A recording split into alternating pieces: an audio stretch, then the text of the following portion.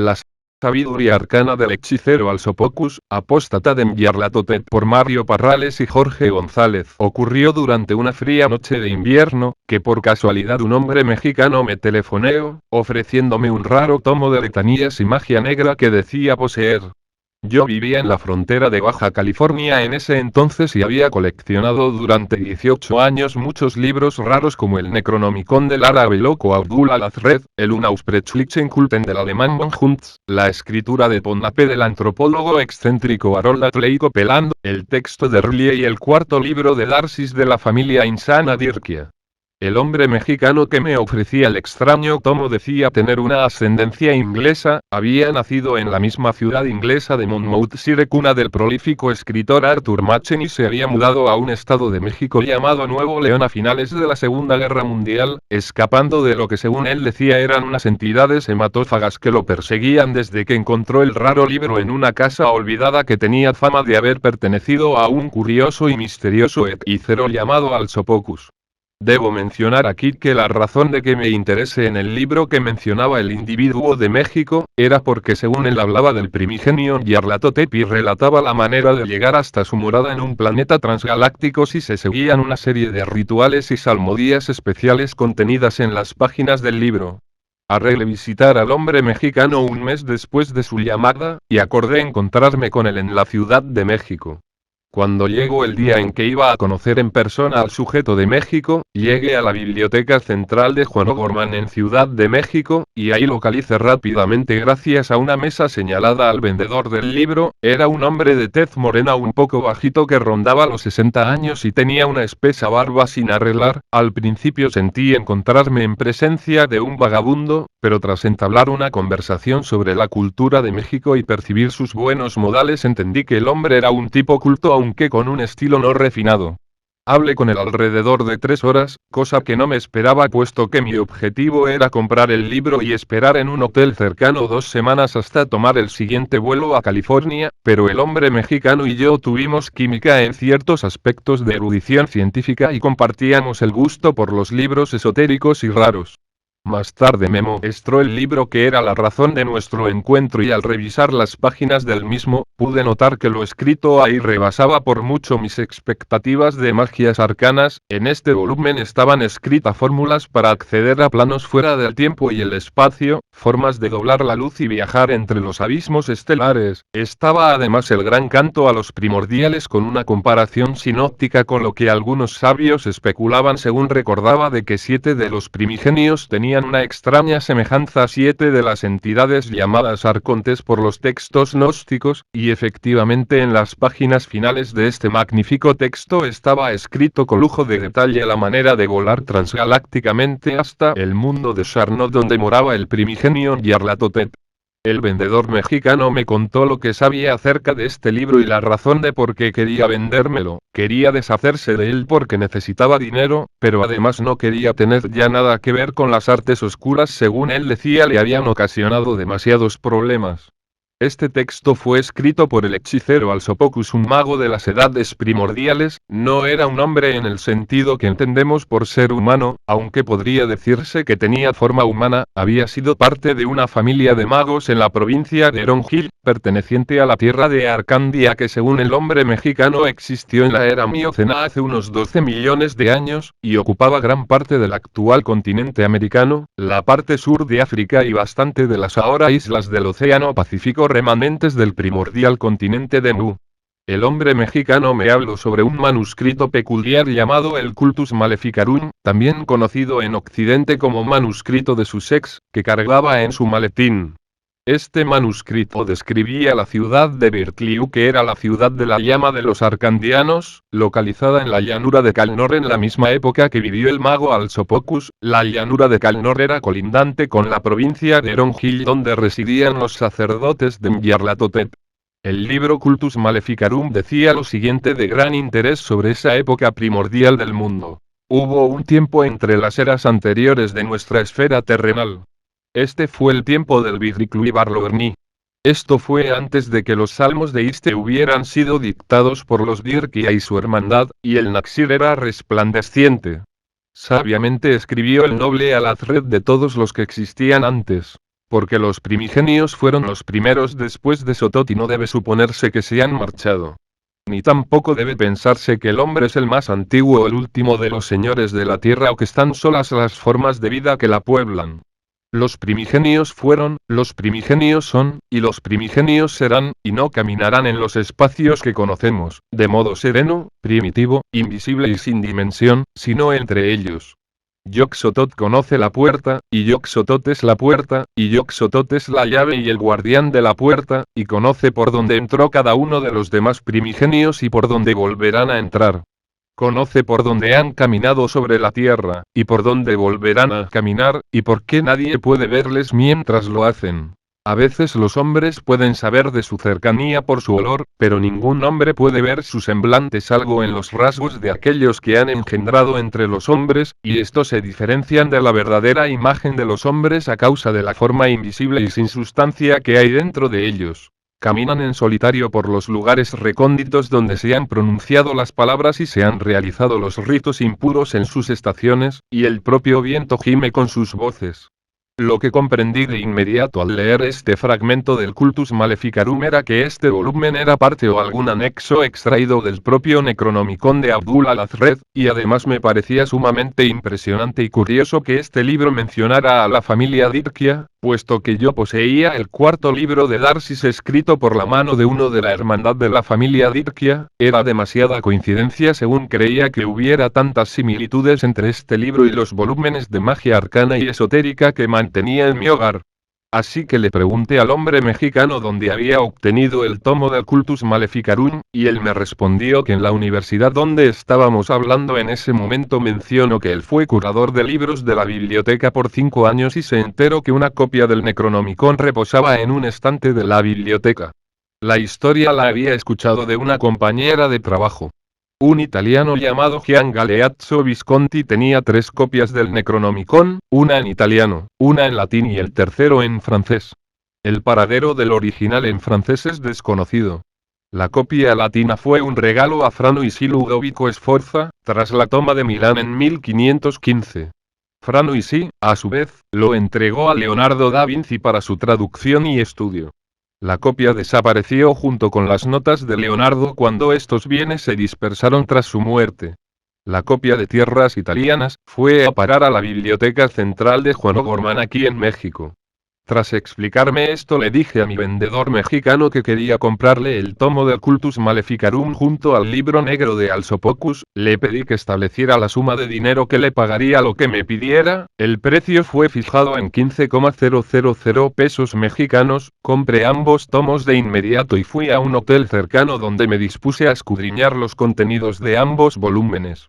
Algo sorprendente para mí era que no me había equivocado al pensar antes que el Cultus Maleficarum era una parte del Necronomicon del árabe al-Hazred. Este libro era una traducción parcial al inglés del Necronomicon latino, realizada por un tal Barón Frederick de Sussex y publicada en 1598 en una edición en octava. Tras leer 6 horas este libro entendí que el mago Alsopocus en su texto estaba describiendo la misma historia antigua que narra el Cultus Maleficarum sobre la primordial tierra de Arcandia. Reproduciré aquí lo referente a la historia de cómo el primigenio Nyarlathotep en tiempos de la ciudad de Beriklu había tomado el control sobre los demás primigenios cuando terminó el ciclo de Yog-Sothoth. Aconteció que, cuando las esperanzas y deseos y victorias de los reyes fueron alcanzadas con gran éxito, el rey Yoigo de Itakua, junto con Cthulhu y Shub-Niggurath se postraron y adoraron a su dios, el temible Nyarlathotep. Y las legiones de Arcandia y Zontan y Calmor tomaron el arma de fuego y terror para proteger a los discípulos de Ultar. Y en su templo reinó la muerte y la destrucción, que absorbían con sed insaciable las emanaciones de los terribles orbes negros. Y en aquella nube oscura de terror que soplaba imparable para ocultar la luz dorada del globo de Ultar, el horror nació de los dioses, y se declaró con violencia una guerra entre ambas luces. De las aguas verdosas salieron los fangosos Itacuar que eran criaturas marinas. De la nube negra de la noche vinieron los horribles yoigornos alados, las enormes criaturas del aire y el espacio. Y de lo más hondo de las profundas cavernas se retorcieron los malsanos y descoloridos gusanos de los putridos Shugorat, y despertaron al descubrir que sus secretos eran adorados. Una nueva alba nocturna cayó sobre Arcandia y rompió en olas de ébano negro contra las costas de Zoltán, y se cernió sobre la llanura de Calnor cubriéndolo todo con la noche de Nyarlathotep. Y los Lioibornos, Itacuar y Shugorat no se volvieron a alimentar de aquellas licuefacciones putrescentes que eran su escaso sustento, sino que engordaron y se hincharon con la carne de los no conversos, con la sangre de los fieles a Ultar. Saciaron con ansia sus apetitos aguzados durante Evos con las almas de los infieles sacrificados legítimamente. Los Shugorat se retorcieron, chapotearon, y serpentearon por su fango primitivo y las sendas empapadas de sangre hasta la superficie de la tierra, y ya no temían al hijo dorado de Sotot o a la esfera o a Ultar, porque fueron llamados por Cthulhu que era su dios. Y también acudieron los Yoigornos desde sus nubes en multitudes para capturar gozosamente a aquellos que hubiese decretado Nyarlathotep. Y del mismo modo llegaron los Itacuar, jugando en la superficie y atrayendo a sus presas a las aguas, azotándoles con olas y espuma, mientras con sus tentáculos fosforescentes llevaban a sus bocas todo el alimento que deseaban. Perdido todo el poder de Sotot, desaparecida la luz de Ultar, y disipada toda esperanza, carentes de la protección de la ceremonia eterna abandonada por Ultaratotep, los discípulos y la gente huyeron por tierra para ser devorados por los Shugorat. Corrieron a las montañas donde les atraparon los Yoigornos. También acudieron a las aguas, y fueron capturados por los Itacuar. De este modo, los emperadores se postraron ante su dios, que era Cthulhu, y enviaron sus propios mensajeros que iban armados con amuletos de ébano y plata que dominaban a los Shugorat.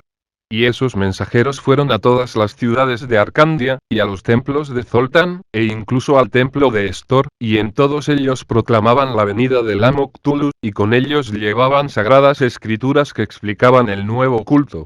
Pero las gentes de aquellos imperios no quisieron inclinarse ante los nuevos dioses, y rechazaban su llegada, y mataban a los hombres malvados, aunque después murieran en las fauces de los Shugorat o fueran desgarrados por los Yoigornos alados, o si eran gentes del mar sirvieran de alimento a los Itacuar. Los altornos dejaban los cadáveres de los mensajeros como muestra de que amaban a Ultar.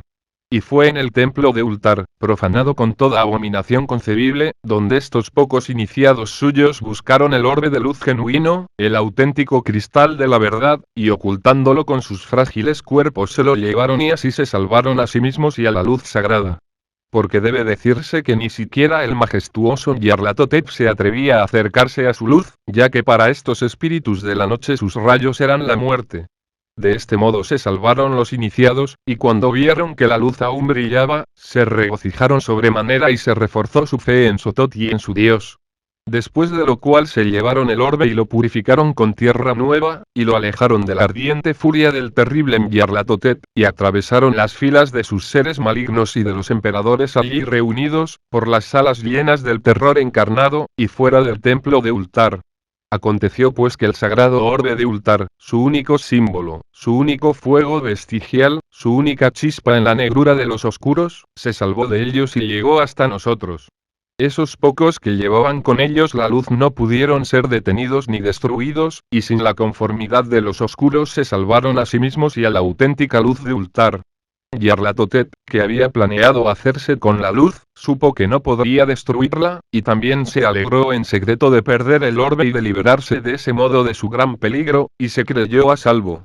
Y los discípulos pasaron lentamente a través de las peligrosas ruinas de Kalborg, y los antiguos Itacuar, y los Shugorat, y los horribles Yoigornos se resguardaron de la luz, y en todo el universo refulgió en la oscuridad esa ascua, para reunir a los fieles del Señor de la verdad que recibe el nombre de Ultar. Y aunque la luz de esta lámpara sagrada era tenue, fueron tan pocos los fieles congregados a su alrededor que pudo protegerles a todos. Los temidos Shugorat les siguieron de cerca para devorar a aquellos que flaquearan en su vida y que se agotaran por la senda de la muerte. Los horrorosos Yoigornos volaron en silencio por encima de ellos, cayendo en picado cuando podían atrapar a uno de los devotos en fuga. Saboreaban lentamente a cada víctima atormentada, como si fuera vino consagrado, y las legiones de Nyarlathotep atacaban constantemente. Aquellos de entre los altornos que desesperaban fueron aconsejados por Yoigor para que renunciasen a su falso Ultar, que les había abandonado en la hora de su muerte, y que afirmasen su lealtad hacia el amo de las tinieblas que tiene por nombre Cthulhu. Debe saberse que incluso Nyarlathotep, este maestro poderoso de la magia oscura, debe tener sus templos y sus sacerdotes. Y deben acudir a sus templos y a su rey nuevos fieles, cuya maligna adoración de Cthulhu preservaría eternamente su gobierno y su poder absoluto, para ayudarle a derrocar a los dioses, y para que la fe en Cthulhu le coronara con la diadema negra de los sagrados primigenios. Cuando acabó el ciclo dorado de Yog-Sothoth y el nuevo símbolo fue Nyarlathotep, llegó Yager el padre de las serpientes, junto a Itakua del agua y el aire, Yoigor del cielo, Shub-Niggurath madre de gusanos, Tuga señor del fuego, y juntos anunciaron que había llegado el gran ciclo de Cthulhu. El mago Alsopocus narraba esta misma historia en las primeras páginas de su libro negro, pero a diferencia del Cultus Maleficarum, el libro de Alsopocus mencionaba cientos de rituales y letanías para despertar al propio Cthulhu, así de como enviar tu alma al recinto donde Nyarlathotep mora en su palacio iluminado por la luz de estrellas verdes en el mundo de Sharnot, y había otra cosa importante que se mencionaba en el libro, una historia primaria que hablaba sobre el origen de los primigenios, que por alguna razón no aparece en ninguna versión del Necronomicon, y una cosa bastante impactante para mí era que según el Cultus Maleficarum el mago Alsopocus se había convertido en apóstata de la adoración. Reproduzco aquí también esta interesante historia tomada del libro de Alsopocus. Los primordiales son, los primordiales eran, y los primordiales serán. Desde la aurora de los tiempos, en el caos primordial, en cada centro del infinito llamado Naxir, los dioses eran y no eran. Ellos nadaban en las aguas informes de la tiniebla, en el vacío del Naxir. Los dioses eran ciegos. La luz era una no luz. La vida era una no vida. Todo existía y no existía. El gran profundo, el gran ilusionista de la forma, no se había formado todavía, pues él existía después de la nada del Naxir. Más tarde, se lo llamó Yog-Sothoth, el demonio sin forma, que es el amo de todas las formas. Él es el 13 puesto al revés, el triángulo invertido, la némesis de la vida que no es la no vida. Este absurdo pasaje, entre la vida y la no vida, es el más horrible y maléfico que ningún hombre o dios podrá probar jamás. En el centro del Naxir, estaba su manifestada en la forma de aquel caos protoplásmico, de aquella energía bullente. El Padre manifiesto que también es el Hijo, proyección de la misma Madre. Su nombre es Azathoth, el dios ciego que explota sin fin, y de su muerte nacen los mundos manifiestos. Y planetas, estrellas, soles, y sus habitantes. Él es quien esté sentado en Yog-Sothoth, la materia informe, la ilusión perpetua que ningún hombre de fuera del Naxir podrá vencer jamás. Él está sobre el umbral, y es parte del umbral. Su rostro es un cúmulo de globos iridiscentes, que giran uno alrededor del otro.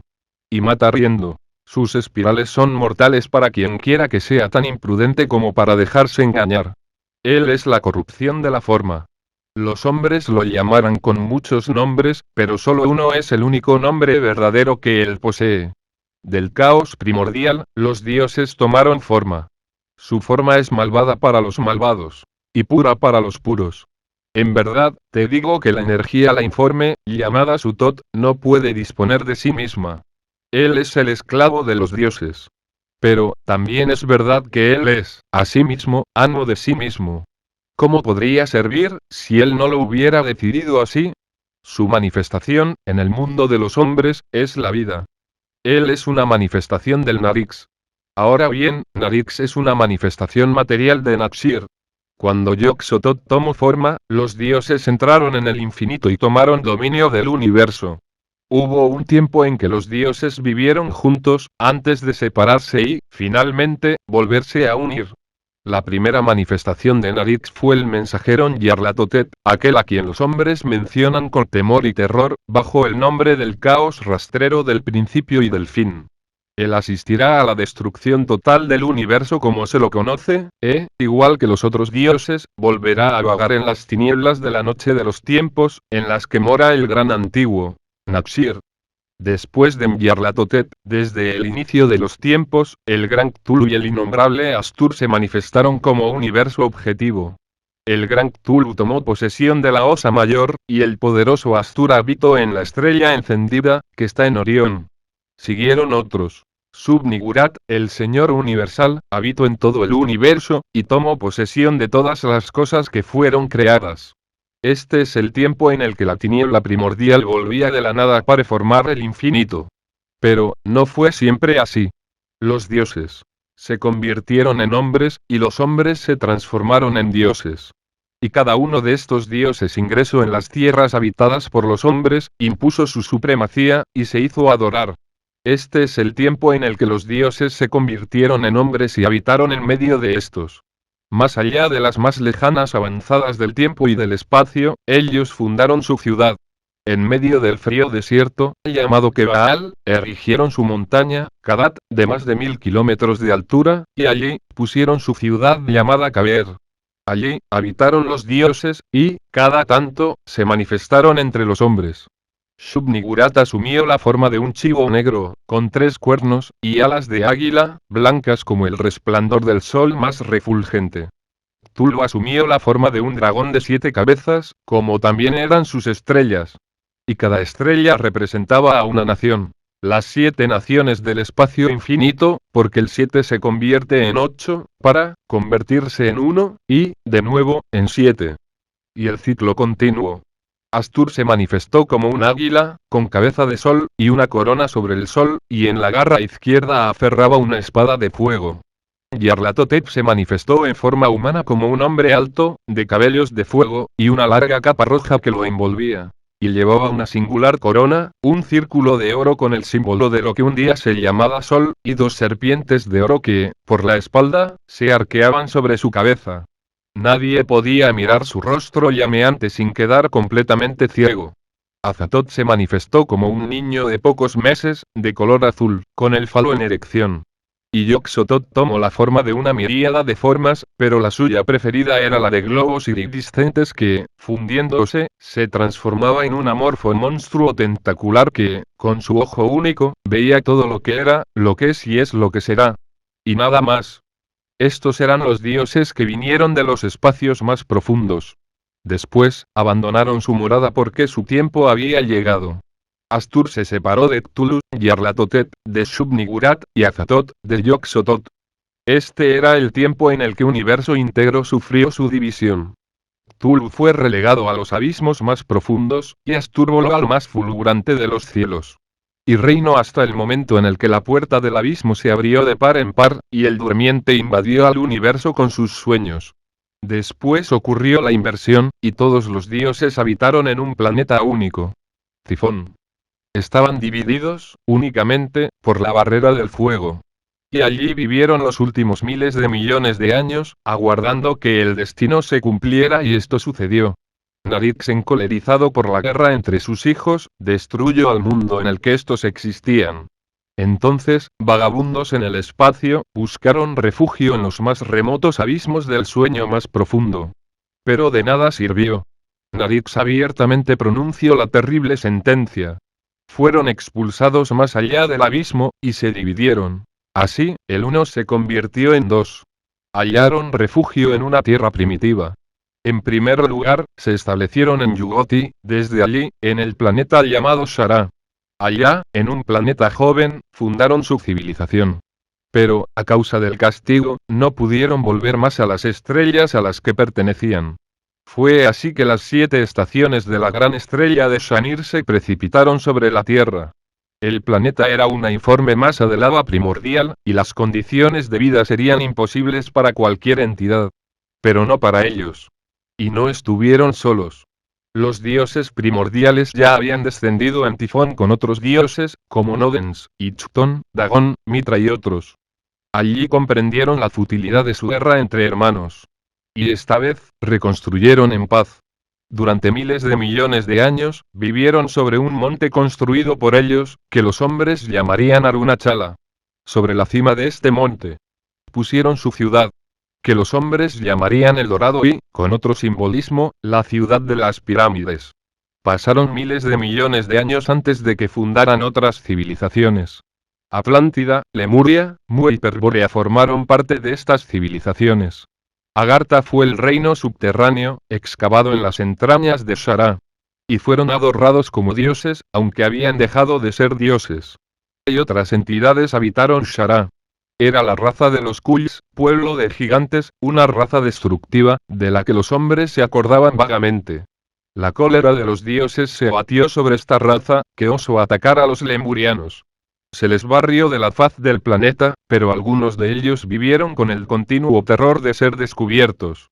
Después, estaba la raza de los Zod, monstruos peludos, de gigantesca estatura, de ojos de fuego y boca transversal. Descendieron del Evad con la insensata idea de destruir a los dioses. Los dioses respondieron de la manera más destructiva. Destruyeron completamente a la raza y volvieron áridas las tierras del satélite que gira en torno de Shara. Y sus otras lunas fueron lanzadas a los espacios más profundos, víctimas del maléfico Yog-Sothoth. Al comienzo, Shara contaba con 4 satélites: Levat, Sarana, Yogurt y Dasif. Había otras razas en la tierra de los hombres, Shara, además del hombre. Los Vator, seres pequeñísimos, que también tuvieron la osadía de desafiar a los dioses y, asimismo, fueron destruidos. Y los Valix, una extraña raza de hombres alados, que pretendieron poder engañar a los dioses. Aquellos también sufrieron la suerte de los otros. Mientras tanto, los dioses continuaban experimentando el proceso de involución, y su poder sobre Yog-Sothoth se tornaba cada vez más débil, pero permanecieron siempre más allá del abismo. Para preservar su poder, construyeron enormes pirámides, con complejas estructuras cristalinas, aptas para almacenar y ampliar la energía cósmica proveniente de los más remotos espacios interestelares. Pero Narix debía infligir todavía la última parte del castigo. Mediante un caballero del espacio, destruyó a la civilización en la que se habían refugiado.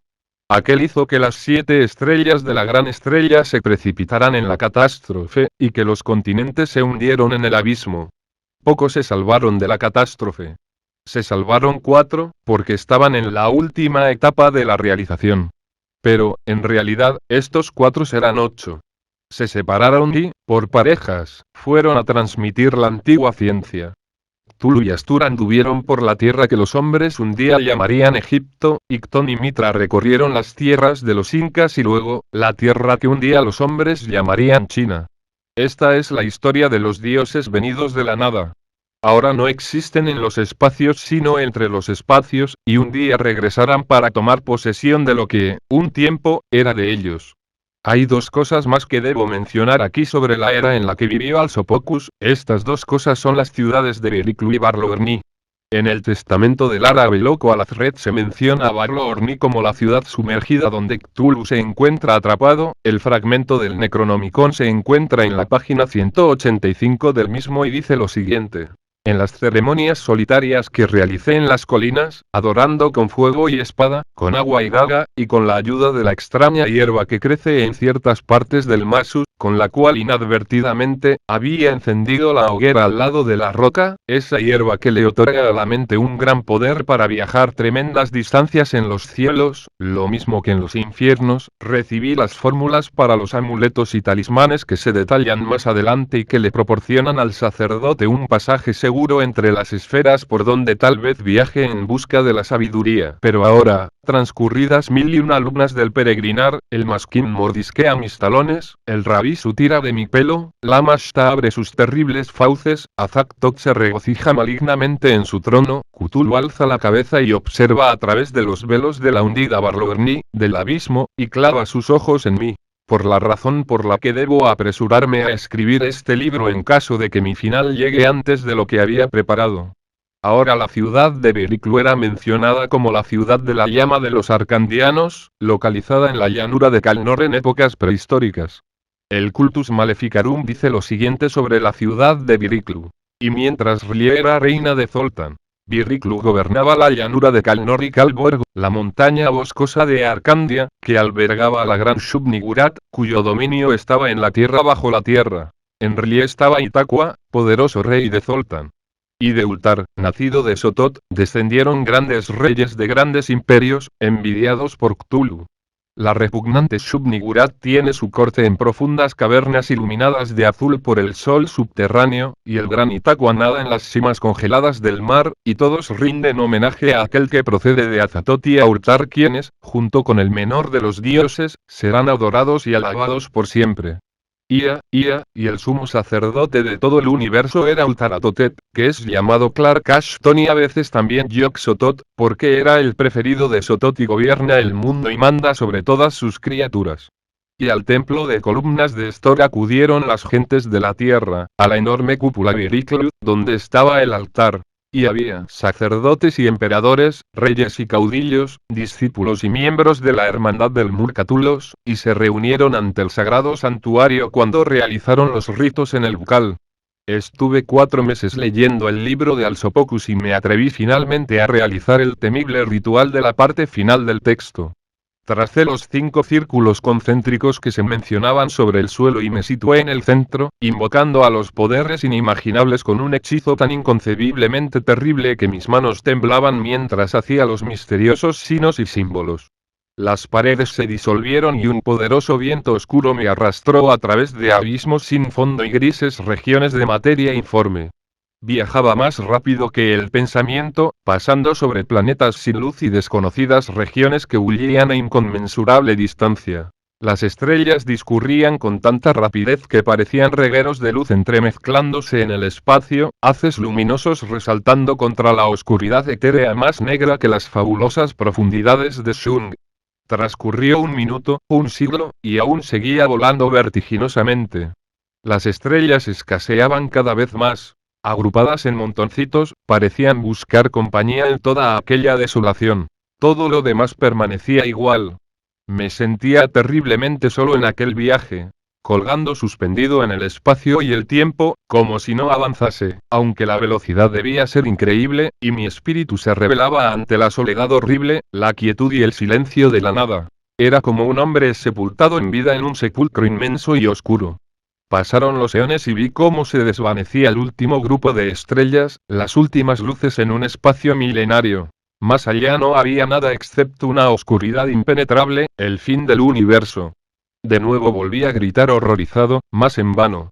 Mi búsqueda interminable siguió a través de corredores silenciosos y muertos. Continué viajando durante una eternidad interminable, y nada cambiaba excepto el ritmo de los latidos de mi corazón. Y entonces empezó a hacerse visible una tenue luz verdosa. Había pasado a través de una ausencia de tiempo y materia. Había atravesado el limbo. Ahora me encontraba más allá del universo, a inconcebible distancia del cosmos conocido. Había cruzado el último umbral, la última puerta que se abría al olvido. Delante brillaban los 2 soles de mis visiones, entre los que fui conducido a lo que ahora parecía una velocidad lentísima. Alrededor de estos prodigios de colores negros y verdes, rotaba un solo planeta. Adiviné su nombre. Shamot. Floté suavemente alrededor de esta negra esfera y, mientras me aproximaba, pude contemplar la verdosa llanura que se extendía debajo de mí, sobre la que descansaba la gigantesca y laberíntica ciudad de mis primeras pesadillas, y que parecía deforme y desproporcionado bajo la luz antinatural.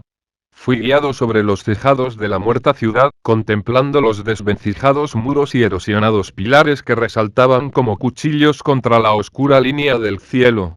No se movía nada, pero tenía la sensación de que allí habitaba algo vivo, un ser corrompido y lleno de maldad que conocía mi presencia.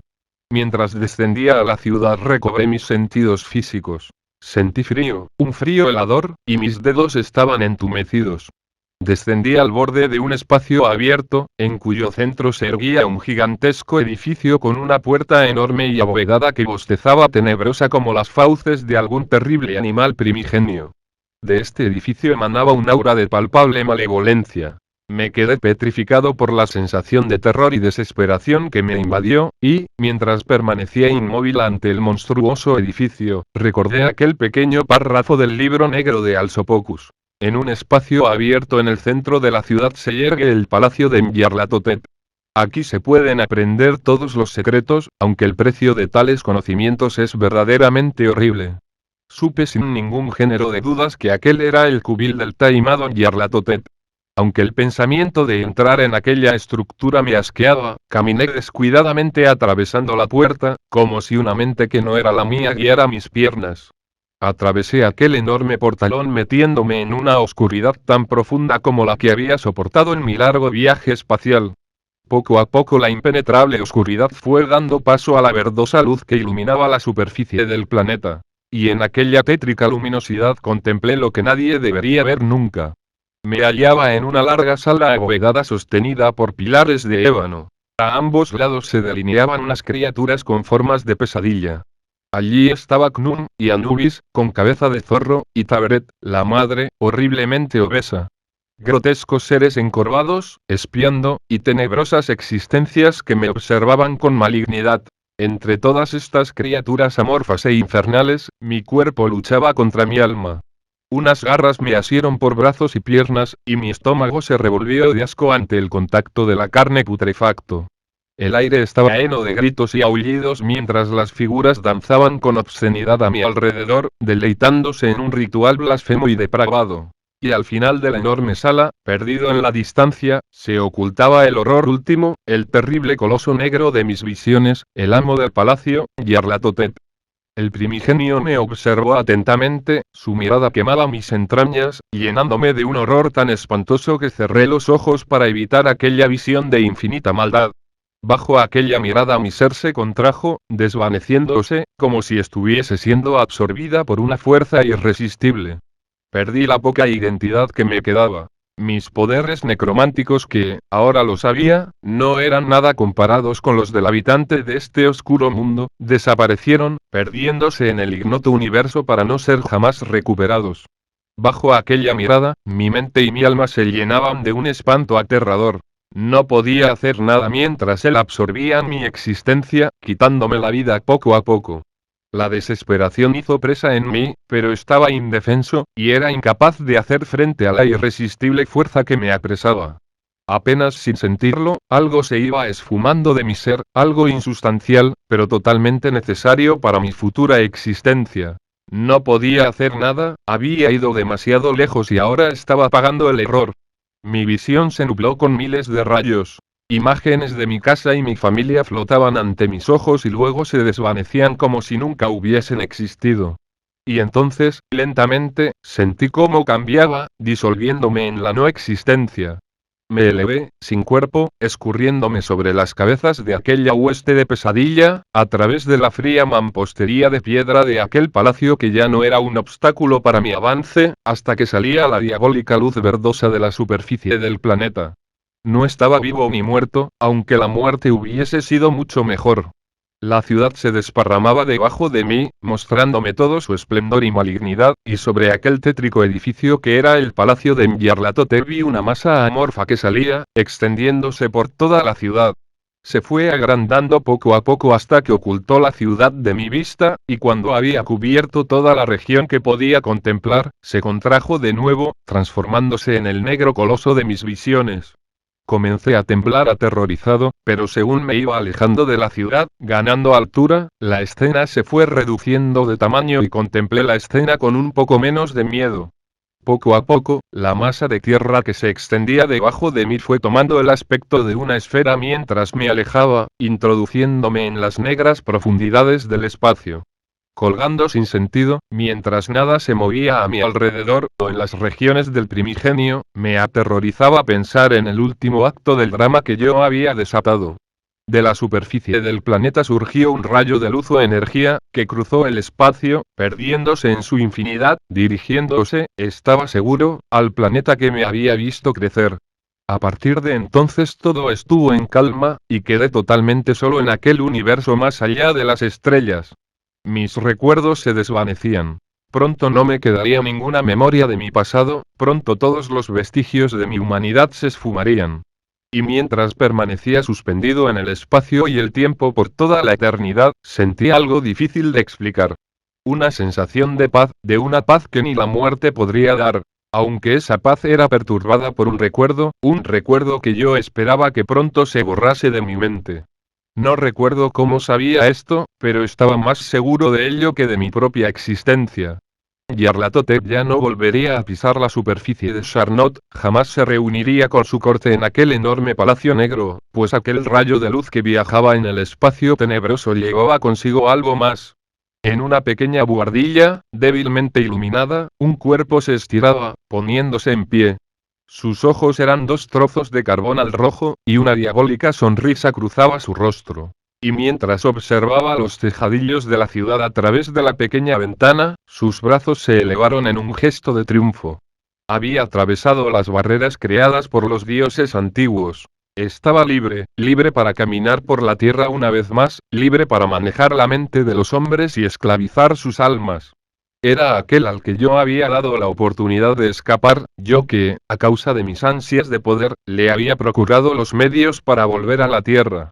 Nyarlathotep caminaba por la tierra con la forma de un hombre, pues cuando me robó mis recuerdos y mi ser, también retuvo mi aspecto físico. En mi cuerpo moraba ahora la esencia inmortal de Nyarlathotep el Terrible. Si el lector se pregunta cómo después de estas situaciones pude completar este libro, tengo una respuesta que parecerá ficticia, pero es la pura verdad, un fragmento de mi alma a la que algunos podrían llamar avatar regreso al planeta Tierra y tomo posesión de mí mismo en un período de tiempo anterior a que el hombre de México me llamara en aquel invierno. Con el conocimiento de lo que ocurriría a mí de otro tiempo futuro, decidí escribir esta historia que parecerá fantástica para muchos, pero terrorífica y extasiante para muchos.